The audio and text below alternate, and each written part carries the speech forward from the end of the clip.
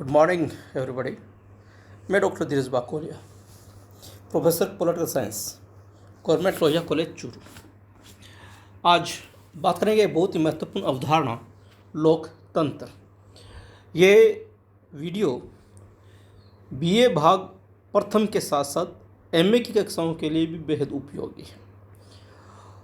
लोकतंत्र जो आज वर्तमान समय में सर्वश्रेष्ठ शासन प्रणाली मानी जाती है और भारत के लिए तो यहाँ तक कहा जाता है कि भारत विश्व का सबसे बड़ा लोकतंत्र है और हमने आज़ादी के पश्चात से लोकतांत्रिक सिद्धांतों को अपनी शासन व्यवस्था में और अपने संपूर्ण ढांचे में इस कदर पिरोया है, इस कदर शामिल किया है कि आज पूरे विश्व को लोकतंत्र की बात आने पर भारत ही नज़र आता है। हम इसी लोकतंत्र की और लोकतंत्र की विभिन्न अवधारणाओं की चर्चा करेंगे। ये वीडियो दो भागों में रहेगा। पहले भाग में अपन लोकतंत्र के प्रकार और लोकतंत्र के सिद्धांतों की बात करेंगे और दूसरे भाग में लोकतंत्र के संबंध में जो विभिन्न प्रकार के लक्षण, विशेषताएं आदि चीज़ें हैं उन पर अपन बातचीत करेंगे। आपसे एक निवेदन, अब तक यदि आपने चैनल को सब्सक्राइब नहीं किया तो कृपया चैनल को सब्सक्राइब करें, लाइक करें, शेयर करें, कमेंट करें। शुरुआत करते हैं लोकतंत्र। सबसे पहले लोकतंत्र का अर्थ। लोकतंत्र अंग्रेजी शब्द डेमोक्रेसी का हिंदी रूपांतरण है। अंग्रेजी शब्द डेमोक्रेसी दो ग्रीक शब्दों डेमोस व क्रेटोस से मिलकर बना है। हम लोकतंत्र, प्रजातंत्र, जनतंत्र आदि नाम से जो जानते हैं वो अंग्रेजी के शब्द डेमोक्रेसी से बना है। डेमोक्रेसी इट मीन्स लोकतंत्र। लोकतंत्र डेमोक्रेसी का हिंदी रूपांतरण है और ये जो लोकतंत्र शब्द है अंग्रेजी का, ये दो ग्रीक शब्दों से मिलकर बना है। एक डेमोस और दूसरा क्रेटोस। डेमोस और क्रेटोस से मिलकर बनाया गया डेमोक्रेसी। यहाँ पर डेमोस का मतलब होता है लोग या लोक यानी कि जनता, और क्रेटोस का मतलब होता है शासन या शासन तंत्र। दो शब्द डेमोस और क्रेटोस। तो यहाँ पर डेमोस का शाब्दिक अर्थ होता है लोग यानी कि जनता और क्रेटोस का शाब्दिक अर्थ होता है शासन या शासन तंत्र। इसका मतलब हुआ कि डेमोक्रेसी का हिंदी शब्द या हिंदी रूपांतरण या इसका मीनिंग निकलता है डेमोक्रेसी इट मीन्स लोकतंत्र, जनता का तंत्र, जनता का शासन। वास्तव में लोकतंत्र का मतलब होता है न कोई राजा और न कोई गुलाम, इसमें सब एक समान है। हर व्यक्ति को अपनी बात रखने का अधिकार है, इसलिए इसे आधुनिक व प्रगतिशील शासन प्रणाली कहा जाता है। यह वह शासन प्रणाली है जहाँ जनता शक्तिशाली होती है और शासन उन चुने हुए प्रतिनिधि मात्र, यानी कि लोकतंत्र यानी कि जनता का ढांचा, जनता का शासन, जनता का तंत्र, सब कुछ जनता। इसमें सर्वे सर्वा होती है जनता। जनता ही अंतिम निर्णयकर्ता होती है और जहाँ प्रत्यक्ष प्रजातंत्र होता है वहाँ जनता प्रथम शब्द भी बोलती है और अंतिम शब्द भी बोलती है। यहाँ पर लोकतंत्र में जनता इतनी शक्तिशाली होती है कि जो जनता के चुने हुए प्रतिनिधि है वो केवल प्रतिनिधि मात्र होते हैं और वो जनता की दी हुई शक्ति का ही प्रयोग करते हैं। एक शब्द हम प्राय सुनते हैं, संप्रभुता, सॉवरेंटी। वो शक्ति, राजनीति विज्ञान में वो शक्ति जो सर्वोच्च मानी जाती है और यही कहा जाता है कि सॉवरेंटी या जो संप्रभुता है ये जनता में निहित है, यानी कि जनता के पास है। जनता ही इस शक्ति का प्रयोग करती है और जनता इस शक्ति का प्रयोग करके अपने प्रतिनिधियों को चुनती है और उनको शासन करने का अधिकार प्रदान करती है। इसका मतलब सब सर्वे सर्वा इस शासन प्रणाली में अगर कोई है तो वह है जनता यानी कि लोग। सभा की स्वतंत्रता, संघ संपत्ति के अधिकार, बोलने की स्वतंत्रता, समावेशिता और समानता, नागरिकता, शासितों की सहमति, मतदान के अधिकार, जीवन और स्वतंत्रता के अधिकार, अन्यायपूर्ण सरकारी वंचन से स्वतंत्रता और अल्पसंख्यक व समाज के निचले तबके को अधिकार लोकतंत्र के मूलभूत सिद्धांतों में से ये कुछ चीज़ें हैं जो लोकतंत्र के साथ जुड़ी हुई है।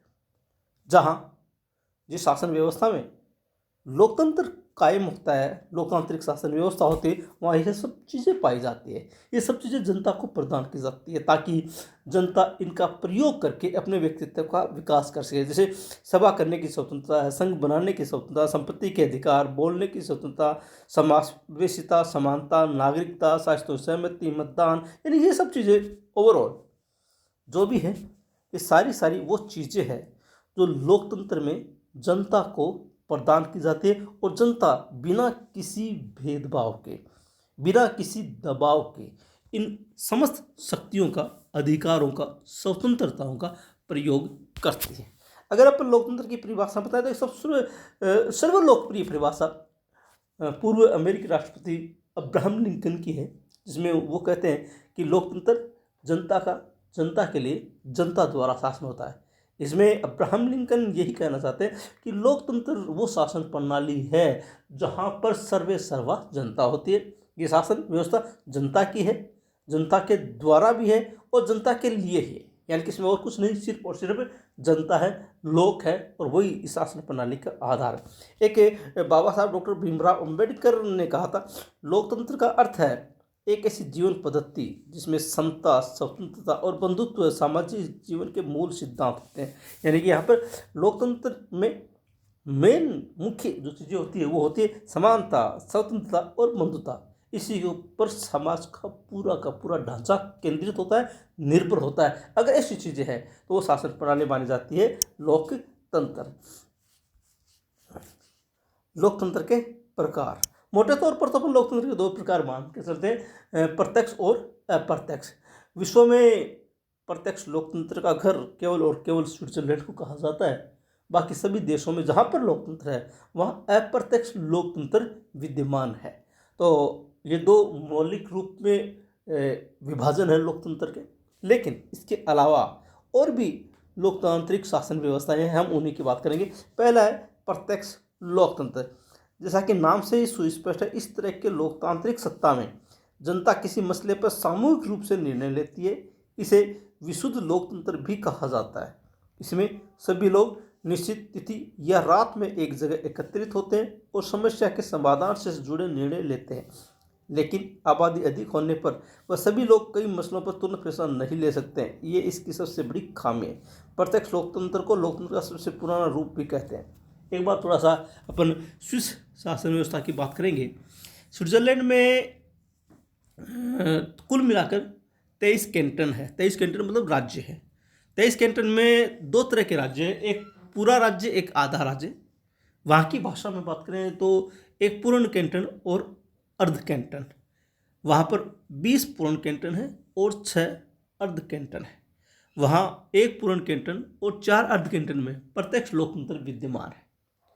जहाँ प्रत्यक्ष लोकतंत्र है, समझिएगा इस बात को कि जहाँ प्रत्यक्ष लोकतंत्र है वहाँ की जनता बसंत ऋतु में एक दिन राज्य की राजधानी में इकट्ठा होती है। क्योंकि वहाँ की जनसंख्या बहुत कम है, भारत जैसे देश में ये संभव नहीं है, वहाँ की जनसंख्या बहुत कम है, तो राज्य की जनता एक दिन बसंत ऋतु में राज्य की राजधानी में इकट्ठा होते हैं। जितने भी वरिष्ठ नागरिक है, जो मताधिकार प्राप्त है, वो सारे इकट्ठा होते हैं और एक साल के लिए निर्णय लेते हैं कौन से कानून बनाए जाने चाहिए, कौन से कर आदि लगाए जाने चाहिए, ये सब कुछ निर्णय लेते हैं और एक समिति का निर्माण करते हैं जो एक साल के लिए वो जो कानून बनाए हैं या वो जो निर्णय लिए उनकी पालना करवाती है। इसमें सीधा सा है कि जनता खुद अपने निर्णय करते हैं। वहाँ पर कोई संसद नहीं है, वहाँ पर कोई विधानमंडल नहीं है, वहाँ पर कोई सांसद या विधायक नहीं है, सब कुछ जनता है, वही निर्णय करती है, वही लागू करती है। इसे कहते हैं प्रत्यक्ष लोकतंत्र। ये स्विट्जरलैंड की विशेषता है।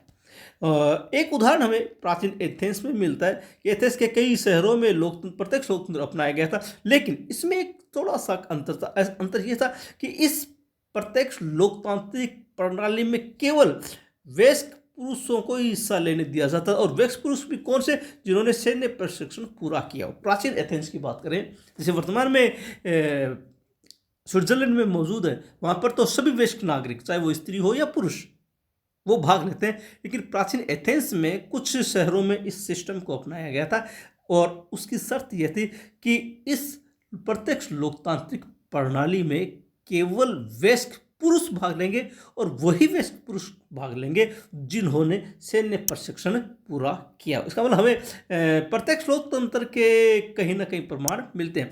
एक भारत पर देखिए, भारत में आयोजित की जाने वाली ग्राम सभाएं प्रत्यक्ष लोकतंत्र का उदाहरण है। हमारे यहाँ पर पंचायती राज व्यवस्था में 3 इकाइयाँ हैं। सबसे नीचे ग्राम पंचायत है, उसके ऊपर पंचायत समिति है, उसके ऊपर जिला परिषद है। तो सबसे नीचे की इकाई है ग्राम पंचायत। ग्राम पंचायत में एक चीज़ होती है ग्राम सभा। ग्राम सभा में शामिल होते हैं उस ग्राम पंचायत के सभी मतदाता मतदाता और सारे के सारे मतदाता महीने में एक बार इकट्ठा होते हैं। उनकी मीटिंग होती है महीने में एक बार ग्राम पंचायत की। इसके अलावा हमारे यहाँ पर ये व्यवस्था है कि ग्राम सभा साल में 4 बार अवश्य बैठेगी। साल में 4 बार। कब कब बैठेगी?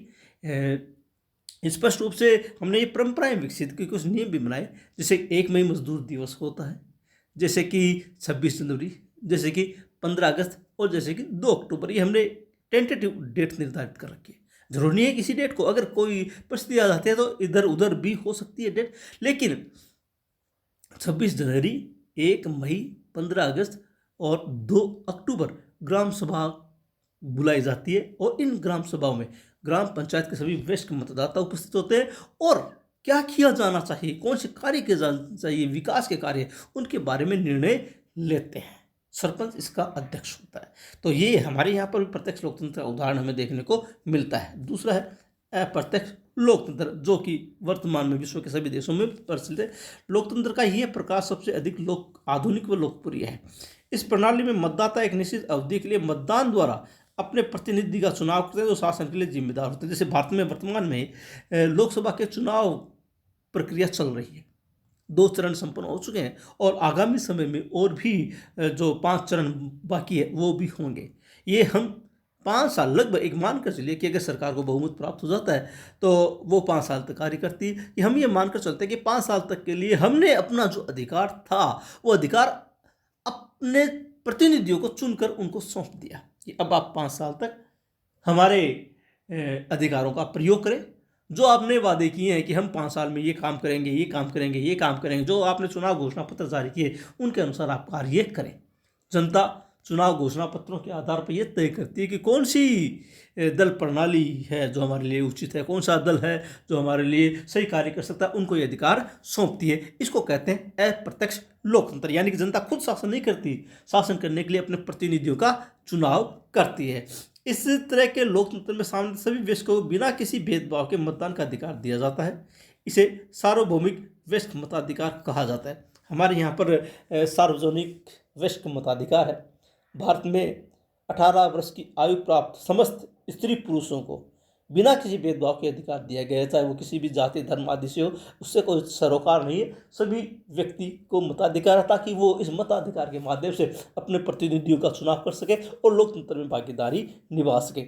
Bharat, Japan, Australia, America, England आदि देशों में यही शासन प्रणाली है जिसे हम अप्रत्यक्ष लोकतंत्र कहते हैं। तीसरा है संवैधानिक लोकतंत्र। इसमें संविधान के अनुसार यह निर्णय लिया जाता है कि लोगों का प्रतिनिधित्व कौन और कैसे करेगा। भारत, अमेरिका, ऑस्ट्रेलिया की लोकतंत्र की यह विशेषता है।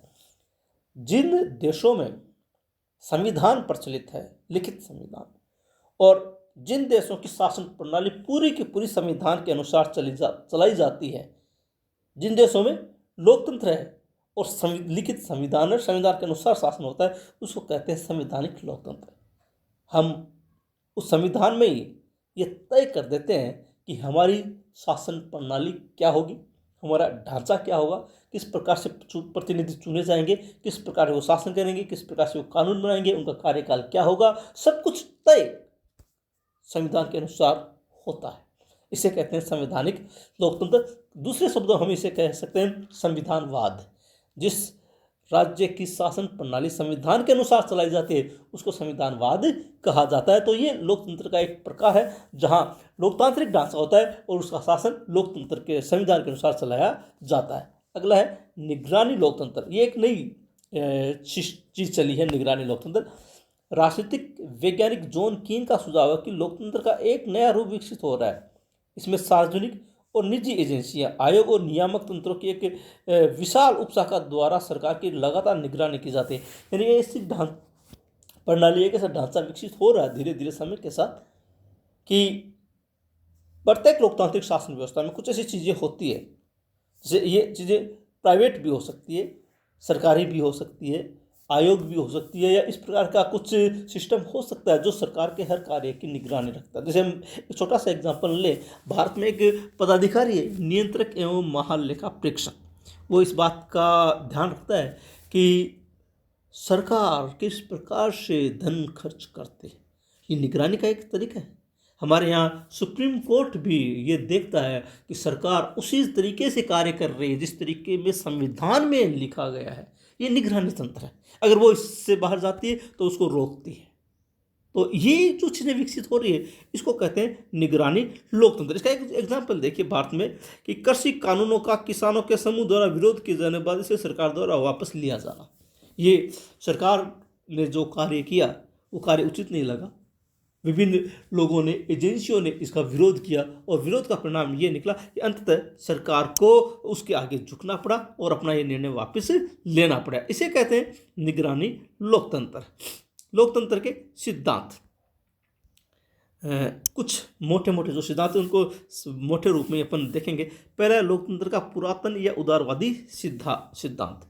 लोकतंत्र की उदारवादी परंपरा में स्वतंत्रता, समानता, मूल अधिकार, धर्मनिरपेक्षता और न्याय जैसे सर्वस्वीकार्य मूल्यों पर आधारित है। इसके समर्थक इसे लोकतंत्र का सबसे अच्छा प्रकार बतलाते हैं। जिस शासन व्यवस्था में, जिस लोकतांत्रिक शासन व्यवस्था में लोकतंत्र की ये धारणाएं या लोकतंत्र की ये बातें मूलभूत आधार स्तंभ पाए जाते हैं वो उदारवादी लोकतांत्रिक व्यवस्था कहलाती है। जैसे जहाँ स्वतंत्रता हो, समानता हो, मूल अधिकार हो, धर्मनिरपेक्षता की धारणा हो और न्याय जैसे तत्व हो। अगर ये चीज़ें उस लोकतांत्रिक शासन व्यवस्थाओं में मौजूद है, इन चीज़ों के आधार पर नागरिक में भेदभाव नहीं किया जाता है, तो हम ये कहेंगे कि उस राज्य में लोकतंत्र का उदारवादी सिद्धांत प्रचलित है या वो राज्य लोकतंत्र की उदारवादी परंपरा में संचालित है। सामंतवाद के पतन के बाद इसे ही शासन का मूल आधार बनाया गया था।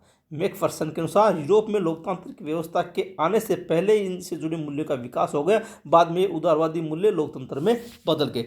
जब 18वीं 19वीं शताब्दी के बाद सामंतवाद का पतन हुआ धीरे धीरे विश्व में, विशेष रूप से यूरोप में, उसके पश्चात धीरे धीरे कुछ ऐसी व्यवस्थाएं शासन व्यवस्था में विकसित हुई, कुछ ऐसे मूल्य शासन व्यवस्था में विकसित हुए, वो आगे चलकर लोकतंत्र का आधार बन गए। जो अभी मैंने नाम लिए ऊपर, स्वतंत्रता, समानता, मूल अधिकार, धर्मनिरपेक्षता, न्याय, बंधुता आदि ऐसे तत्व समय के साथ शासन व्यवस्थाओं में विकसित हो गए और विकसित होने ने इन्होंने आखिरकार उनको लोकतंत्र में बदल दिया या वो लोकतंत्र के आधार स्तंभ बन गए और उसी के साथ लोकतंत्र का ये उदारवादी सिद्धांत अस्तित्व में आया। लोकतंत्र का विकास व विस्तार में कई दार्शनिकों, विचारकों, लेखकों, क्रांतिकारियों, सामान्य नागरिकों व उद्योगपतियों ने अपना योगदान दिया, लेकिन इसमें सबसे अधिक योगदान पुनर्जागरण के दौरान उपजे वैचारिक समृद्धि को दिया जाता है। यानी कि भले ही लोकतंत्र के विकास में बहुत से लोगों ने, दार्शनिकों ने अपना योगदान दिया, लेकिन सबसे बड़ा योगदान माना जाता है पुनर्जागरण के दौरान, क्योंकि पुनर्जागरण के दौरान एक वैचारिक आंदोलन प्रारंभ हुआ था। लोगों की स्वतंत्रता, समानता, मूल अधिकारों के प्रति, बंधुता के प्रति धारणाओं का जन्म हुआ था। तब जाकर ये चीज़ें स्थापित हुई और इसी ने आगे चलकर लोकतंत्र के इस सिद्धांत का रूप धारण कर लिया। दूसरा है लोकतंत्र का अभिजनबाजी या विशिष्ट वर्गीय सिद्धांत। इस सिद्धांत के अनुसार यह माना जाता है कि लोकतंत्र में कुछ खास लोग ही सारे निर्णय लेते हैं। ध्यान दीजिएगा इस बात, जनता इसमें प्रत्यक्ष भाग नहीं लेती है। ये शक्तिशाली लोग जनमत को प्रभावित करने की क्षमता रखते हैं।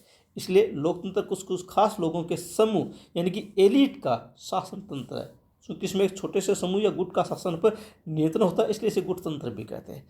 ध्यान दीजिएगा, अभिजनबाजी या विशिष्ट वर्गीय सिद्धांत, इसे एलिट ग्रुप कहा जाता है, लोकतंत्र का दूसरा प्रमुख सिद्धांत है। इस धारणा में ये मानकर चला जाता है कि कहने के लिए भले ही लोकतंत्र को जनता का शासन कर दिया जाए, लेकिन वास्तव में जनता इसमें प्रत्यक्ष रूप से भाग नहीं लेती।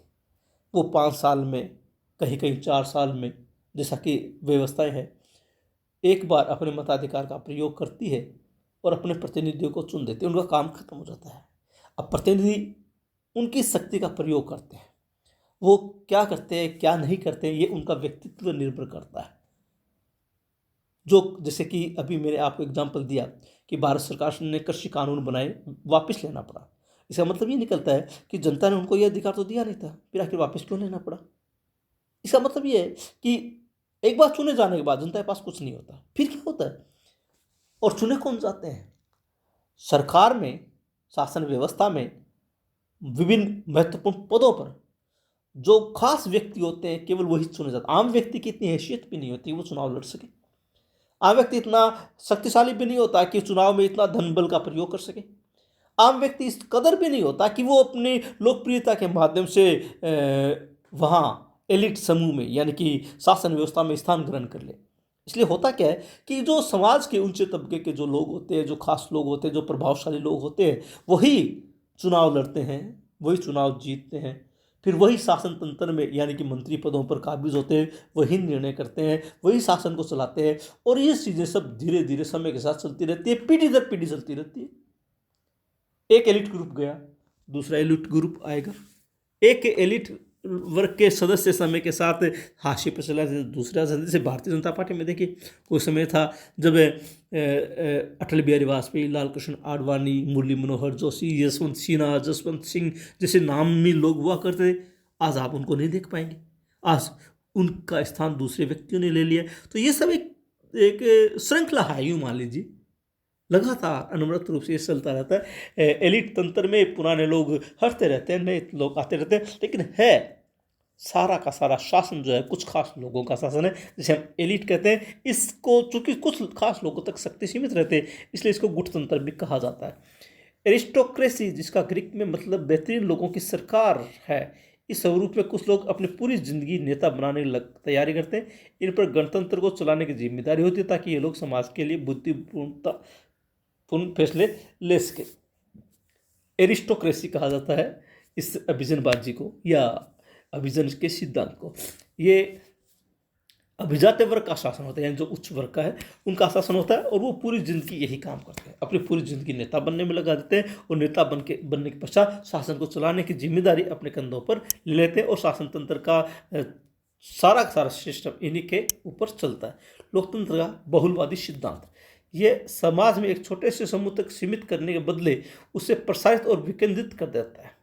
बहुलवादी सिद्धांत की उत्पत्ति अभिजन सिद्धांत की आंशिक प्रतिक्रिया के रूप में हुई थी। इस सिद्धांत से उम्मीद की जाती है कि उदारवादी लोकतंत्र में अभिजनवाद की प्रवृत्ति निष्प्रभावी कर देगा और सही जन आकांक्षा प्रकट करेगा। देखिए, ये जो सिद्धांत है लोकतंत्र का बहुलवादी सिद्धांत, ये अभिजनवादी सिद्धांत के विरुद्ध पैदा हुआ था। क्योंकि अभिजनवादी में क्या होता है कि केवल कुछ खास लोगों का शासन होता है, और बहुलवादी क्या करते हैं कि शासन की जो शक्ति है वो कुछ खास लोगों तक सीमित नहीं रहनी चाहिए, बल्कि ये विकेंद्रित होनी चाहिए, बल्कि ये प्रसारित होनी चाहिए। समाज के सभी लोगों को इसमें शामिल किया जाना चाहिए, समाज के सभी लोगों की भागीदारी होनी चाहिए। उस खास लोगों तक सीमित नहीं रहे, बल्कि इसका प्रसार होना चाहिए, विकेंद्रित होना चाहिए। यानी कि ये जो शक्ति है लोकतंत्र में शासन करने की शक्ति, ये कुछ खास लोगों तक न रह के समाज के सभी लोगों को प्राप्त होनी चाहिए। बहुलवादी मानते हैं कि लोकतंत्र में कई समूह अपने फायदे के लिए सक्रिय रहते हैं। यह व्यापारी घराने और उद्योगपति, सौदागर, श्रमिक संगठन, किसान संगठन, उपभोक्ता, करदाता इत्यादि ये खुद के लाभ के लिए संघर्षशील रहते हैं और अपनी मांगों को मनवाने के लिए विभिन्न प्रकार के दबाव की रणनीति अपनाते हैं, जैसे हड़ताल, रोजगार मूलक निवेश, निर्यातोन्मुखी निवेश, धरना प्रदर्शन, सड़क जाम इत्यादि। यानी कि समाज में कुछ समूह बने होते हैं, सबके अपने अपने समूह होते हैं। व्यापारिक समूह भी हो सकते हैं, उद्योगपतियों के होते हैं, संगठनों, श्रमिकों के होते हैं, किसानों के होते हैं, उपभोक्ताओं के होते हैं, कर्मचारियों के होते हैं, छात्रों के होते हैं, सभी प्रकार के। और ये अपने फ़ायदे के लिए कोई ना कोई कार्यक्रम चलाते रहते हैं, कोई ना कोई तरीका अपनाते रहते हैं। और उसमें ये तरीका भी होता है दबाव का तरीका, जिसमें हड़ताल भी शामिल होती है, प्रदर्शन भी शामिल होता है, धरना भी शामिल होता है। तो इनके लिए सब कुछ ये कार्य करते हैं, और ये इसलिए करते हैं कि ये शक्ति को अपने हाथ में ले सके। यानी कि शक्ति कुछ लोगों तक नहीं, बल्कि समाज के सभी लोगों के पास होनी चाहिए। लोकतंत्र का सहभागिता सिद्धांत, इस सिद्धांत में आम जनता की राजनीतिक कार्य में भागीदारी का जोरदार समर्थन किया, जैसे मतदान करना, राजनीतिक दलों की सदस्यता, चुनाव में अभियानकारी आदि। इतना समझ लीजिए कि लोकतंत्र का सहभागिता सिद्धांत ये कहता है कि केवल कुछ खास लोगों तक शक्ति नहीं रही, सारी की सारी जनता लोकतंत्र में अपनी भागीदारी निभाए। सारी की सारी जनता किसी न किसी रूप में, काम छोटा या बड़ा नहीं है, सहभागिता सभी कार्यों में होनी चाहिए। जैसे मतदान सभी लोग करें, सरकार भी प्रयास करती है आजकल। स्वीप जैसे कार्यक्रम इसलिए चलाए जाते हैं कि जनता की ज़्यादा से ज़्यादा भागीदारी निभा सके। प्रत्येक व्यक्ति राजनीतिक दलों की सदस्यता ग्रहण करे, चुनाव में अभियान भी चलाए और उनका प्रसार भी करे, और ये भी करे कि कौन सी सरकार उसके लिए उपयोगी है। इसके लिए भी जनता को जागरूक करे। तो ये सहभागिता चाहती है, यानी कि जनता की अधिकाधिक सहभागिता। अभी हमारे देखिए भारत में जो लोकसभा के चुनाव होते हैं उनमें मतदान का प्रतिशत 60 के इर्द गिर्द रहता है ना। कभी 55% आ जाता है, कभी 60, कभी 65। ये वास्तव में संपूर्ण जनता की भागीदारी नहीं है। अगर अपन ये कहेंगे मतदान का प्रतिशत 80 से ऊपर होता है तो हम ये कह सकते हैं हाँ बहुसंख्यक जनता की भागीदारी है। तो हम यही चाहते हैं कि अधिकाधिक जनता लोकतांत्रिक सिद्धांतों में सरोकार करे, पैरोकार बने, सहभागिता प्रदर्शित करे और इस लोकतंत्र को जीवंत बनाए। इसका सबसे महत्वपूर्ण सिद्धांत है लोकतंत्र का मार्क्सवादी सिद्धांत। मार्क्सवादी लोकतंत्र के पैरोकार मानते हैं कि पूंजीवादी व्यवस्था में लोकतांत्रिक अधिकार सिर्फ साधन संपन्न वर्ग के हाथ में होता है। इसलिए वे ऐसा लोकतंत्र चाहते हैं जो वास्तव में जनता का लोकतंत्र हो और शासन के साथ साथ धन व संपदा पर सभी जनता के समान नियंत्रित वकालत की गई। आप इतना मान लिए कि मार्क्सवादी ये मानकर चलते हैं कि समाज में दो वर्ग हैं, एक श्रमिक वर्ग है, एक उद्योगपति है। उद्योगपति के पास धन है, पूंजी है और इसके बदले वो श्रमिक वर्ग का शोषण करता है। यहाँ पर मार्क्सवादी मानते हैं कि जिसके पास संपत्ति होती है, जिसके पास धन होता है, जिसके पास पूंजी होती है, शासन के समस्त साधनों पर अधिकार भी उसी का होता है। लोकतंत्र कुछ नहीं है, उद्योगपतियों का शासन है, वो ये मानकर चलते हैं। और वो इसलिए चाहते हैं कि सिर्फ सत्ता या शक्ति साधन संपन्न वर्ग के हाथ में नहीं हो, बल्कि वास्तव में जनता के हाथ में, वास्तव में जनता का लोकतंत्र। जैसा कि अब्राहम लिंकन कहता है जनता के लिए, जनता द्वारा, यानी सब कुछ वास्तव में लोकतंत्र जनता के हाथ में हो और जनता ही सब कुछ करे। धन और संपत्ति का समान बंटवारा होना चाहिए सभी लोगों में। ऐसा नहीं हो कि एक तरफ बहुत अमीर हो, एक तरफ बहुत ही गरीब हो, एक तरफ बड़ी बड़ी इमारतें हो और एक तरफ झुग्गी झोंपड़ी हो जहाँ पर जीने की पूरी सुविधाएं नहीं हो। ये जो स्थिति है इसको समाप्त करना और धन और संपत्ति का समान वितरण करना मार्क्सवादी चाहते हैं। अगर ऐसा होता है तो ये कहते हैं कि ये है लोकतंत्र, वास्तव में लोकतंत्र, और उसमें सभी चीज़ों का समान वितरण होना चाहिए। इस तरह मार्क्सवादी लोकतंत्र में उत्पादन के साधनों पर पूंजीपतियों के स्वामित्व को खत्म करने और आम जनता द्वारा अर्थव्यवस्था को नियंत्रित करने के पश्चात समाजवादी लोकतंत्र की स्थापना का उद्देश्य पूरा किया जाता है। इसमें भूमि, कल कारखाने इत्यादि पर सरकार के माध्यम से जनता का स्वामित्व होता है। सरकार तो होती है लेकिन स्वामित्व जनता का होता है। सरकार एक मीडिएटर होती है, एक मध्यस्थ होती है, माध्यम होती है। बस सारी चीज़ें पूंजीपतियों का जो स्वामित्व होता है समस्त चीज़ों के ऊपर वो समाप्त कर दिया जाता है। अर्थव्यवस्था को समाजवादी रूप में समाज के यूँ कीजिए समाज को लोकार्पित कर दिया जाता है और जितनी भी भूमि, कल कारखाने, सारी चीज़ें हैं उन पर जनता का नियंत्रण होता है और जनता जो चाहती है वही होता है। राज्य के पास सारी उत्पादक पूंजीगत परिसंपत्तियों का नियंत्रण होता है। इस तरह उत्पादन से प्राप्त लाभ सभी को समान रूप से प्राप्त होता है। प्रत्येक नागरिक आगे बढ़ने के समान अवसर उपलब्ध होते हैं और यही है इनका लोकतंत्र कि वास्तव में जनता का लोकतंत्र हो, वास्तव में परिसंपत्तियां जनता के हाथ में हो, निर्णय शक्ति जनता के हाथ में हो और वो ही अंतिम निर्णय करे। तो ये है लोकतंत्र के सिद्धांत।